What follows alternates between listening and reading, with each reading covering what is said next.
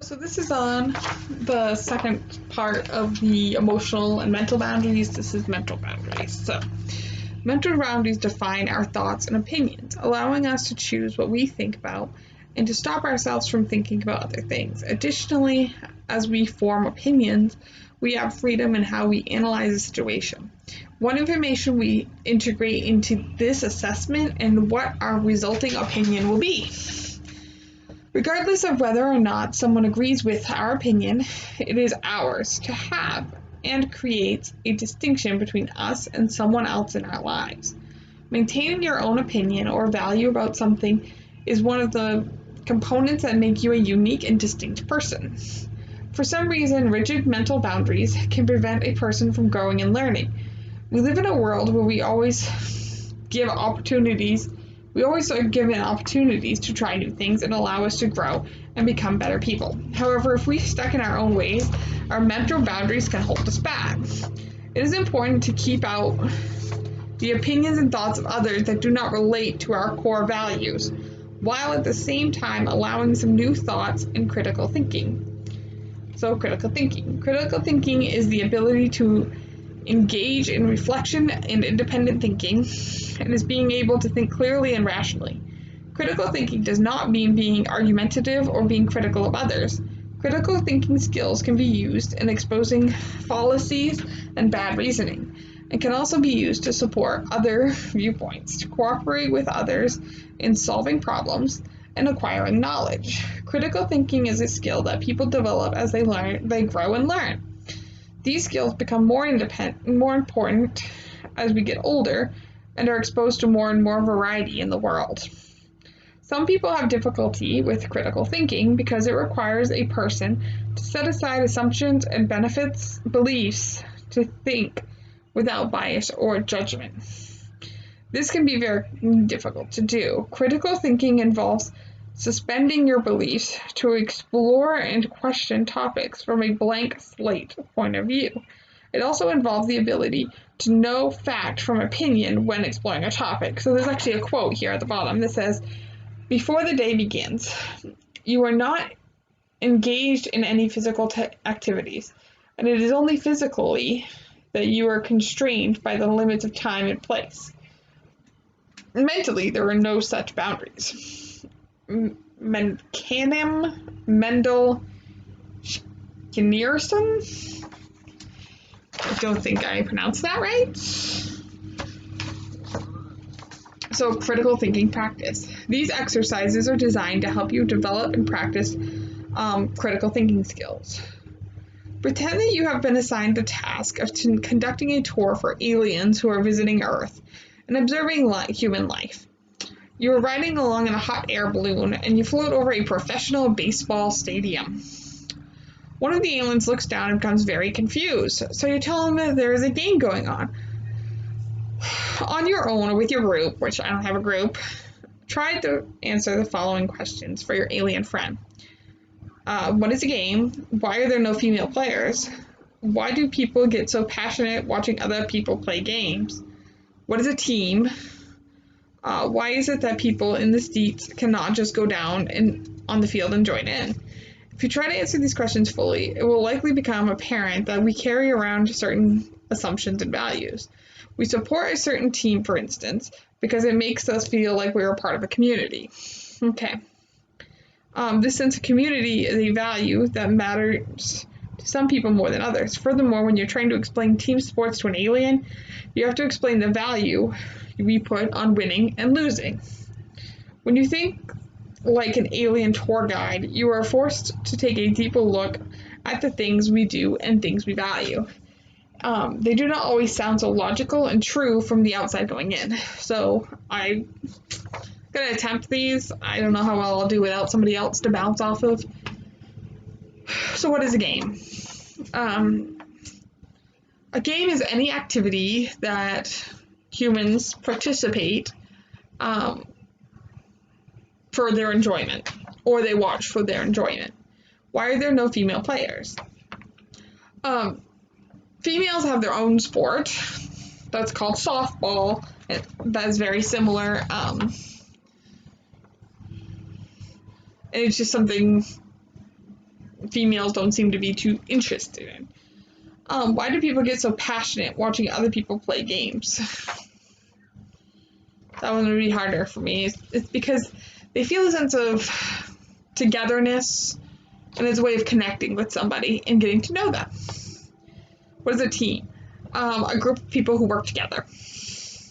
Why is it and the people in the seats cannot just go down in the field and join in? Because to play the game, there has to be a certain number of people, and certain people get, paid for it. So, critical thinking exercise 2, fact or fiction? Do you always know fact from fiction? It is not so easy to do sometimes. Recent developments in the media have made it easy for groups with political agendas to masquerade as impartial sources and for websites to offer false information as true. All of this makes it more important than ever for us to develop critical thinking. You must use trustworthy sources to form your opinions and base your decisions on. So they have a list of whether each statement is fact or opinion and discussed with each group. So, my mom is the best mom on earth. That's an opinion. My telephone number is difficult to memorize. That's also an opinion. The deepest part of the ocean is 35,813 feet deep. That's fact. Dogs make better pets than turtles. Opinion. Medication is the only treatment for mental health conditions. Opinion. Smoking is bad for your health. Fact, we know that. 85% of all cases of lung cancer in the US are caused by smoking. Fact. The doctor is always right. Opinion. So slinky toys are fun. Opinion. 2 out of 10 people are boring. Opinion. You will find some of the statements easy to judge, but other statements difficult. If you can debate the truthfulness of the statement with your group, then it is probably an opinion.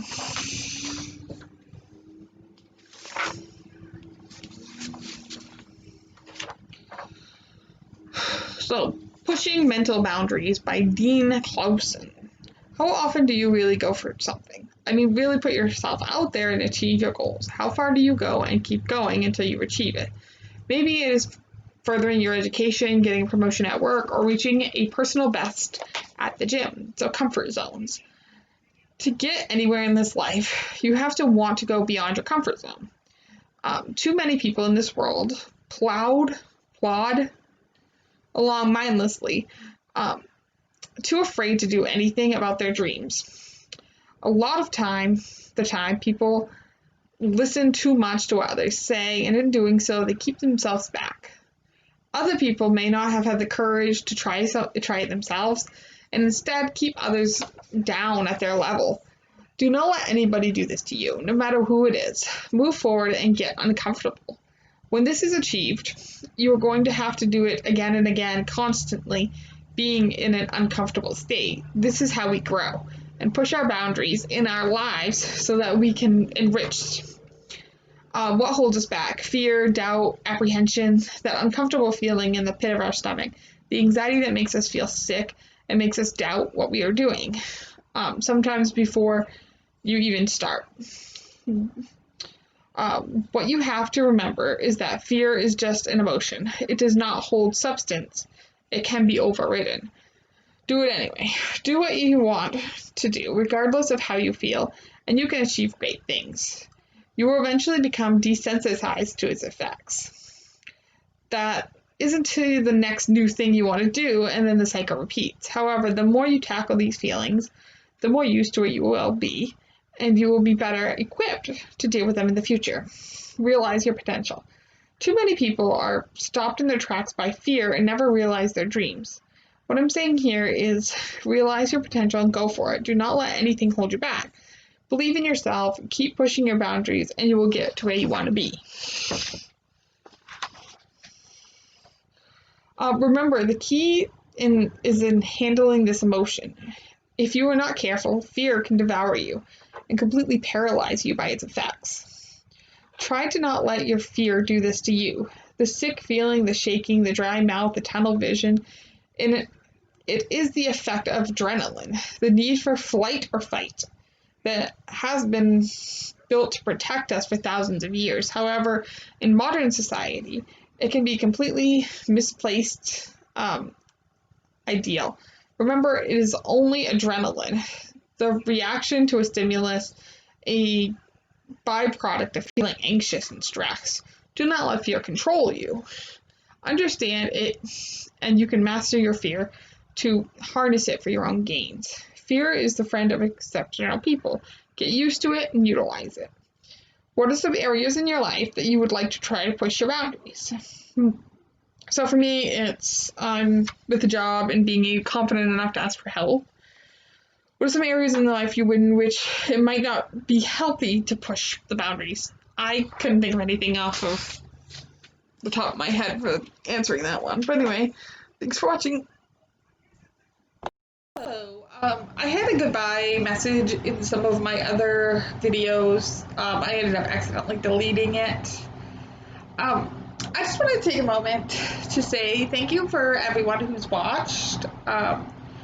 I personally have been making these videos for me, and doing them has kept me accountable, and I've learned so much. So if you like these, please like, subscribe, leave me a comment, tell me what you want me to do, really.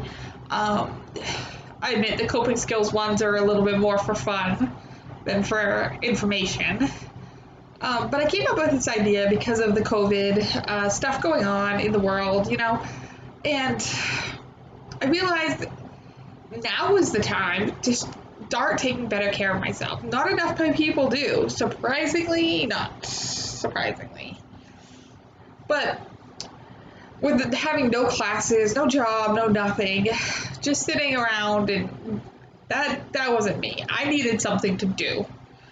So I still am taking classes right now, but I've also for myself, this why I started these videos, taking care of myself in all 8 dimensions of wellness.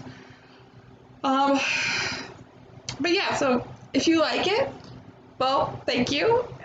Subscribe, like, the spiel. Thanks for watching.